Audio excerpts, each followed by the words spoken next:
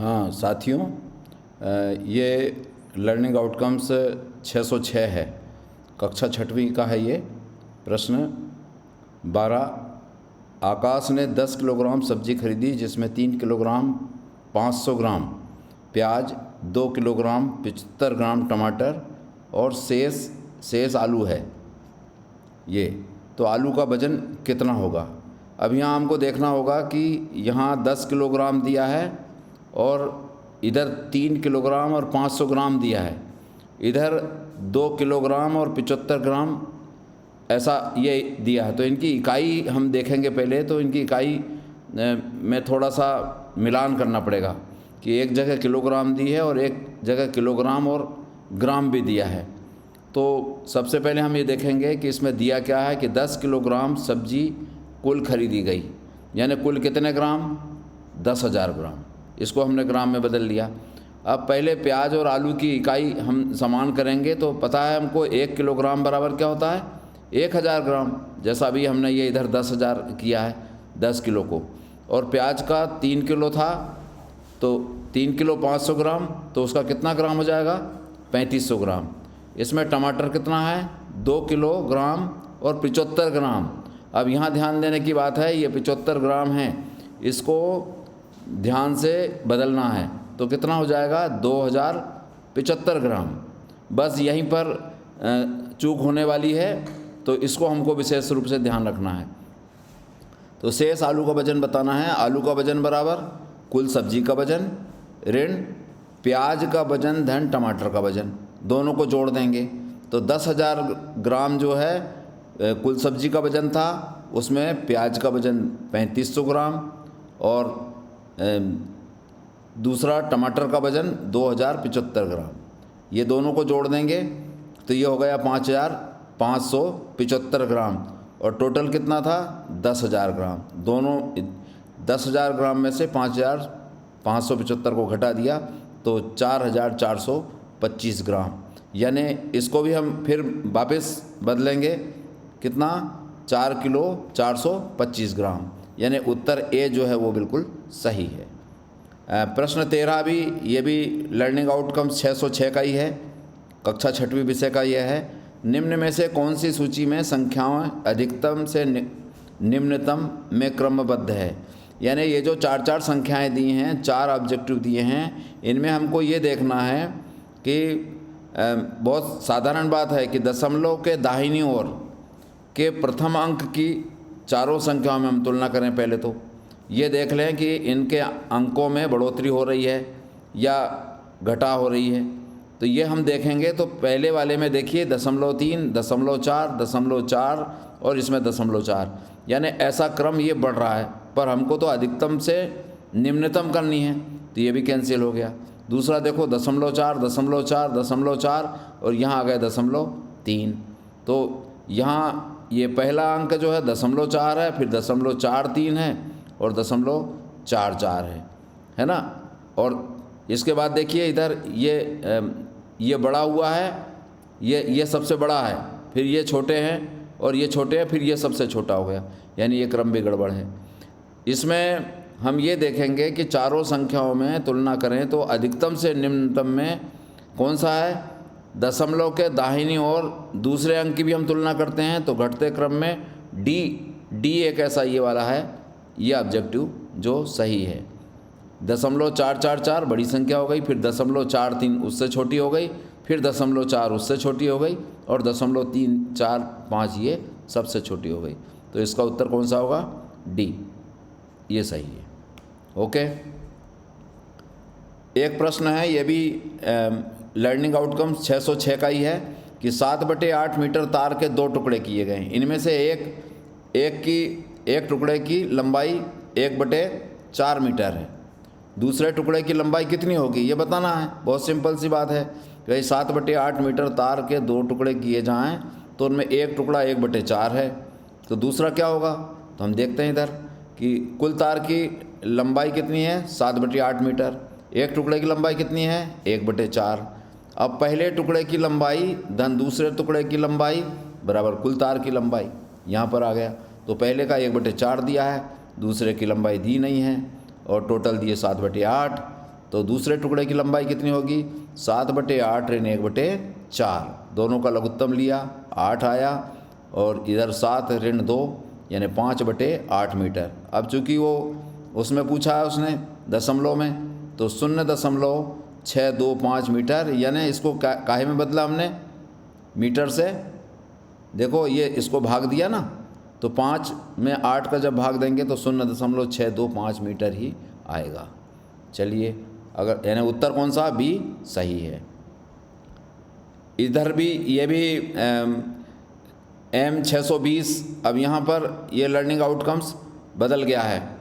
इसमें एक कक्षा का फर्श चाक बॉक्स की सतह जैसे आसपास की आयताकार वस्तुओं का परिमाप और क्षेत्रफल का पता कर लेते हैं, यानी बच्चों को ये आ जाता है। ये लर्निंग आउटकम्स कह रहा 620। इसका 15वां प्रश्न है। अभी हम आगे परिमाप और क्षेत्रफल देखेंगे, परिमाप कैसे निकलता है। फिर भी एक प्रश्न जो है ये 15वां, कि एक किसान 8 मीटर भुजा की वर्गाकार क्यारी तैयार करता है। क्यारी में प्रति वर्ग मीटर 1 किलोग्राम खाद की आवश्यकता होती है, तो किसान को कितना खाद खरीदना होगा? बहुत सिंपल सी बात है। इसमें 4 उत्तर दिए हैं, इनमें सब हमें देखना है कि कौन सा सही है। ये क्यारी बनी हुई है, ये वाली, इसकी 8 मीटर लंबाई है और इधर भी 8 मीटर लंबाई है, यानी क्या हो गया? ये वर्गाकार है, यानी लंबाई चौड़ाई इसकी बराबर है। तो वर्गाकार क्यारी का क्षेत्रफल क्या हो जाएगा? भुजा का वर्ग। भुजा कितनी है? 8, तो टोटल कितना हो गया? 64 वर्ग मीटर। अब हमको पता है कि 1 वर्ग मीटर में 1 किलोग्राम खाद की आवश्यकता होती है, तो 64 वर्ग मीटर में 1 × 64 बराबर 64 किलोग्राम की हमको आवश्यकता होगी। उत्तर सी जो है वो सही है। अब ये 620 जो है वो क्षेत्रमिति से संबंधित प्रश्न थे। नीचे कुछ तल पर आकृतियाँ बनी हुई है। देखें हम, पहले ये एक रेखा है, फिर ये 2 रेखाओं से मिलकर 2 आकृति बनी, एक आकृति बनी है। एक त्रिभुज है विषमबाहु, ये समबाहु त्रिभुज है। ये आयताकार आकृति है, ये वर्ग जैसी आकृति है। ये पंचभुज है, और ये पंचभुज से अधिक वाली आकृति है। 7 भुजा कह दें हम, 1 2 3 4 5 6 7 8 है, और एक ये है वृत्त। तो इन आकृतियों में पहली और दूसरी को हम माप लिखते हैं, है ना। तीसरी और चौथी को परिमिति से जाना जाता है, और 5वीं 6वीं 7वीं और 8वीं में परिमाप लिखते हैं, और 9वीं में परिधि। यानी सीधी सी बात ये कि सभी आकृतियों में 3 से अधिक जो आकृतियाँ की बाहरी या चारों ओर की जो भुजाएं का योग होता है उसको हम परिमाप कहते हैं। यानी ये 2 को छोड़कर, ये पहला और दूसरे को छोड़कर, इनकी जो बाहरी दीवार है या बाहरी रेखाएं हैं, इन सबको जोड़ देंगे तो प्रत्येक आकृति का परिमाप निकल सकता है।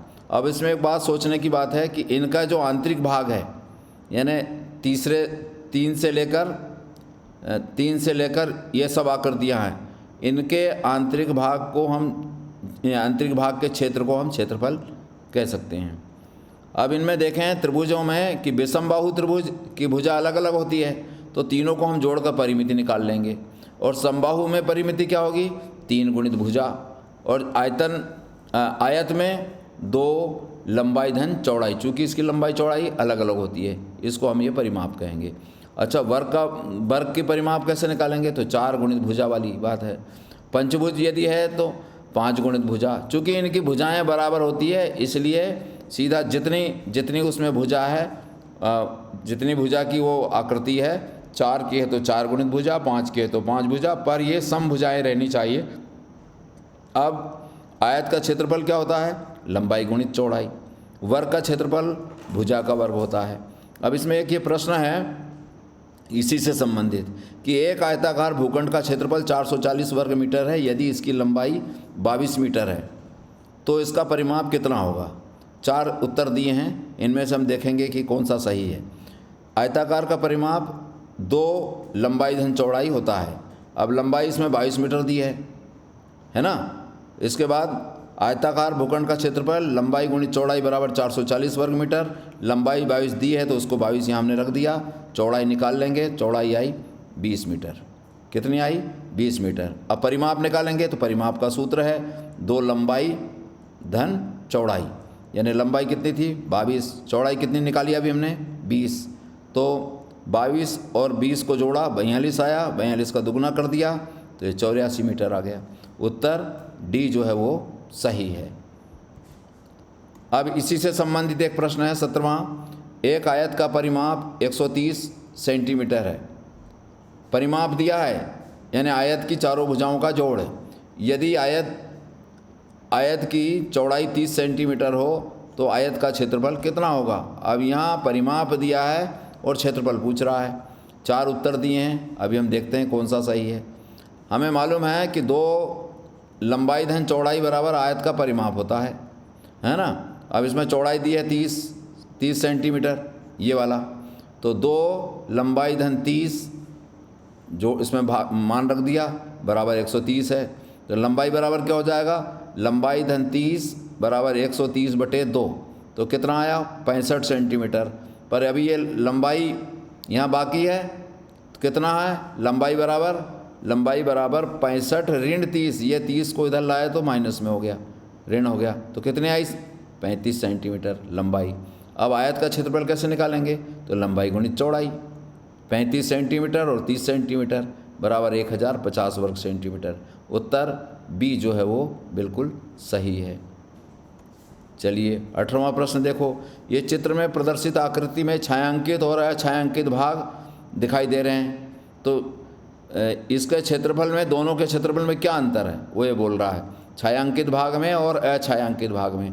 अब इसमें हमने सरल करने के लिए इसके ये जो ए है ये आकृति और ये ए दोनों को बराबर कर लिया, मतलब दोनों की लंबाई चौड़ाई बराबर है। देखिए इसकी भी 3 है और ये 5 है, इसकी भी ये 3 है और ये 5 है, यानी दोनों आकृति ए जो बराबर है, ऐसी बी और बी आकृति भी बराबर है।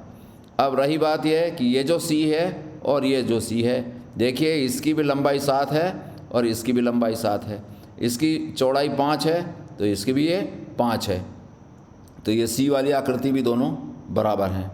तो चित्र में ए और बी आकृति दोनों समान है और ये कौन सी है, ये छायांकित है, और अछायांकित जो है वो सी है, ये भी दोनों बराबर हैं इसमें। तो क्षेत्रफल का अंतर कैसे निकालेंगे, चारों छायांकित भागों का क्षेत्रफल में से दोनों अछायांकित क्षेत्र का क्षेत्रफल हम निकाल लेंगे। तो इसमें 2 गुणित ए आकृति का क्षेत्रफल, 2 गुणित बी आकृति का क्षेत्रफल, यानी ये 2 बार हैं। 2a का मतलब ये है कि a जो है वो दुगुना 2 बार है, ऐसे ही b जो है वो 2 बार है, ऐसे ही c भी 2 बार है। तो ये दोनों को जोड़कर c को हम घटा देंगे। अच्छा चलिए, तो इसका ये जो आकृति है 2 गुणित 5 लंबाई गुणित 3 चौड़ाई, ये इसका क्षेत्रफल हो गया। ऐसे ही इसका 2 गुणित 7 लंबाई और 3 चौड़ाई, तो कितना, और उसमें से घटाएंगे क्या, ये 2 सी वाला भाग, 2 गुणित 7 सेंटीमीटर गुणित 5 सेंटीमीटर। अब पहले वाले का क्षेत्रफल कितना आया 30 वर्ग सेंटीमीटर, दूसरे का कितना आया 42, और जो सी वाला है उसका 70 वर्ग सेंटीमीटर। तो ये दोनों को तो जोड़ देंगे हम, कौन से, छायांकित वाले, तो कितना आया 72 वर्ग सेंटीमीटर, और ये कितना आया 70, दोनों को घटा देंगे तो 2 वर्ग सेंटीमीटर का अंतर आ रहा है, यानी उत्तर जो है सी वो सही है। अब देखिए यही 620 लर्निंग आउटकम्स, ये भी 6वीं का ही प्रश्न है कि स्कूल के हॉल की लंबाई 45 मीटर है तथा चौड़ाई 30 मीटर है। हॉल की जिसके छत को सपोर्ट देने के लिए हॉल के बीच में एक खंभा बनाया गया है जिसके आधार का क्षेत्रफल 1 वर्ग मीटर है। अब ज़रा सोचना पड़ेगा इसको।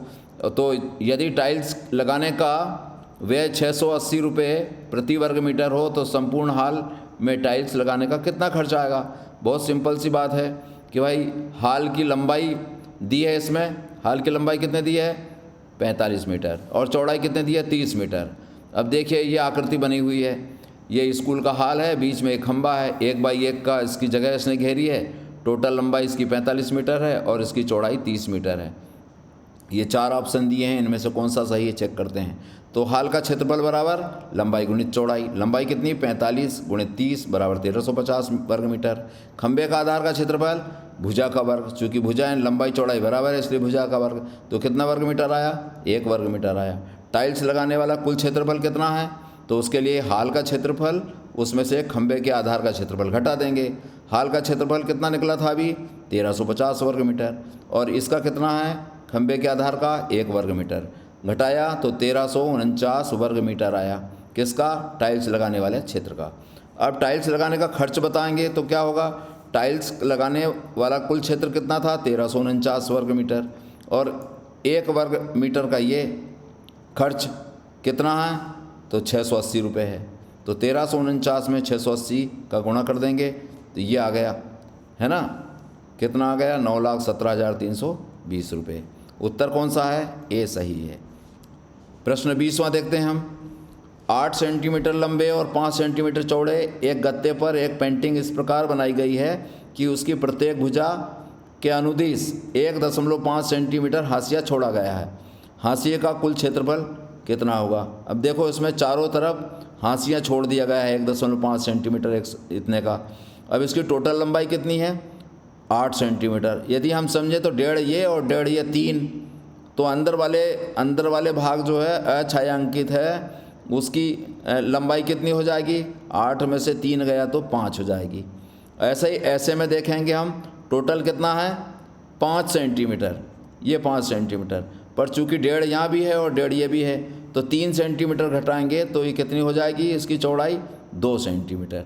तो ऐसा ये हमने देखा इधर अछायांकित क्षेत्र की लंबाई 8 ऋण 1.5 धन 1.5 दोनों को जोड़ दिया तो 8 में से 3 गया 5 सेंटीमीटर। ऐसे ही चौड़ाई 5 में से 3 घटाई तो 2 सेंटीमीटर बची, है ना। और गत्ते की कुल लंबाई कितनी थी 8 सेंटीमीटर और चौड़ाई कितनी थी 5 सेंटीमीटर।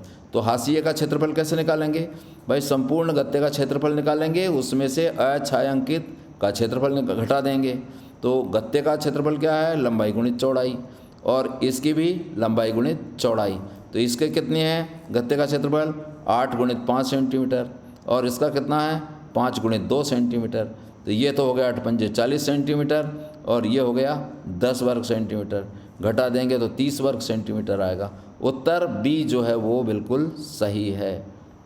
चलिए अगले प्रश्न को देख लेते हैं। ये भी 6वीं का है, लर्निंग आउटकम्स, कि एक 8 मीटर लंबे तथा 1 मीटर 50 सेंटीमीटर चौड़े कपड़े के थान से 40 सेंटीमीटर भुजा वाले कितने रुमाल बनाए जा सकते हैं। अब देखिए यहाँ इकाई में अंतर है, यहाँ 8 मीटर है और यहाँ 1 मीटर 50 सेंटीमीटर।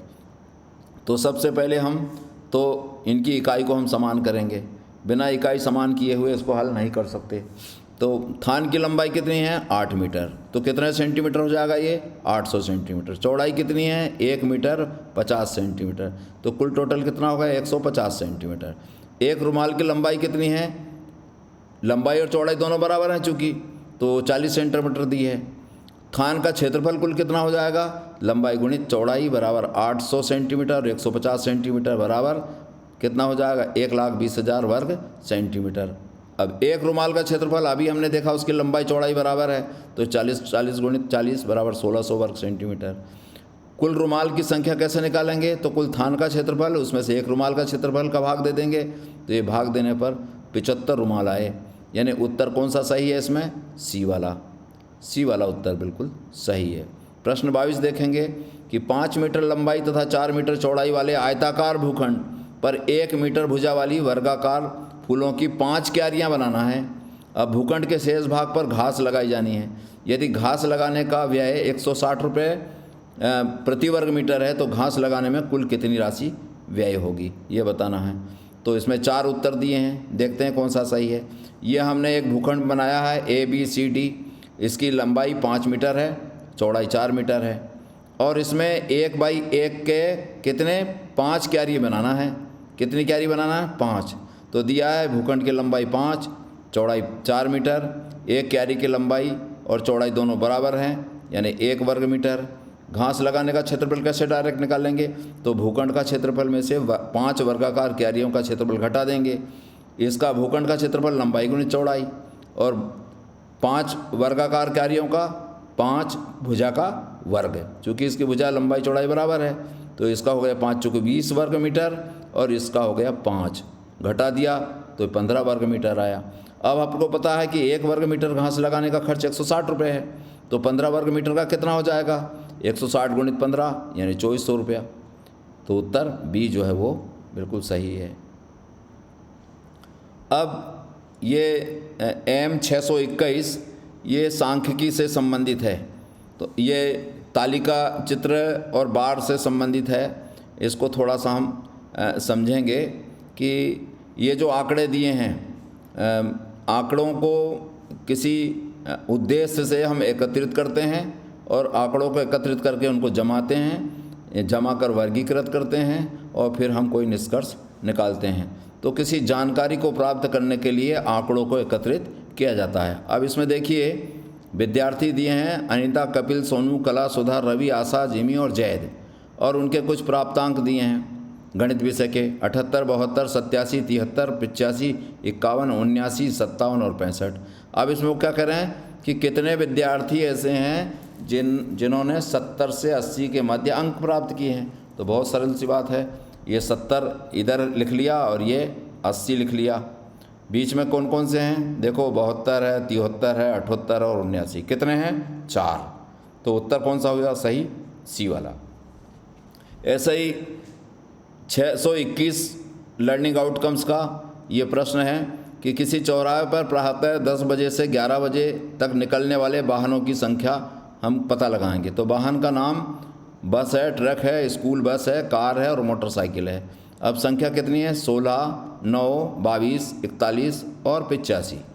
चौराहे से 10 बजे से 11 बजे के बीच ट्रक सबसे कम निकले हैं। देखो अब आप इसमें 9 आए हैं तो ये सबसे कम है। और यदि पूछा जाए आप सबसे अधिक तो कौन सी, मोटरसाइकिल पे 85 निकली, ये हो गया है ना। पूछा तो एक था, हमने दोनों बता दिए। ऐसे ही किसी कंपनी द्वारा 6 माह में बनाए गए बिजली के बल्बों की संख्या। अब यहाँ हमने पैमाना मान लिया कि साहब 1 बल्ब बराबर 1000 बल्ब। ये चित्र दिख रहा है ना, ये बल्ब का चित्र है। अब यहाँ माह का नाम है जनवरी, फरवरी, मार्च, अप्रैल, मई, जून, और इसमें बनाए गए बल्ब ये कितने हैं। तो जनवरी में 1000 का है तो कितने हो गए, 4000, ये हो गए 4000। ऐसे जितने चित्र बने हैं, बल्ब बने हैं, उतने हजार दिख रहा है। तो इनको देखकर हम बतला सकते हैं कि किस महीने में कम है, किस महीने में ज़्यादा है। तो देखिए इधर 2 माह में समान संख्या में बल्ब का निर्माण किया। कौन कौन से, देखिए बराबर कहाँ है, जल्दी से बताइए। तो एक फरवरी है, देखो कितने दिख रहे हैं, 5 बल्ब दिख रहे हैं। ऐसे ही जून दिख रहा है इधर, ये नीचे। तो फरवरी और जून में 5000 निर्माण हुए हैं। सबसे अधिक किस माह में और सबसे कम किस माह में, ये भी हम बता सकते हैं। तो मार्च में 8000 सबसे ज़्यादा बने, ये देखो ये 3 दूआ 6 और 2 8 सबसे ज़्यादा। और सबसे कम कहाँ बने हैं, जनवरी में बने हैं सबसे कम। ऐसे ये निकाल सकते हैं। ठीक है, ये सांख्यिकी वाले प्रश्न थे। आगे हमें अगले प्रश्नों को और हम देखेंगे। नहीं समझ में आता है तो आप मुझे कमेंट बॉक्स में कमेंट लिखिए कि इसमें और कहाँ सुधार किया जा सकता है। थैंक यू सभी लोगों को।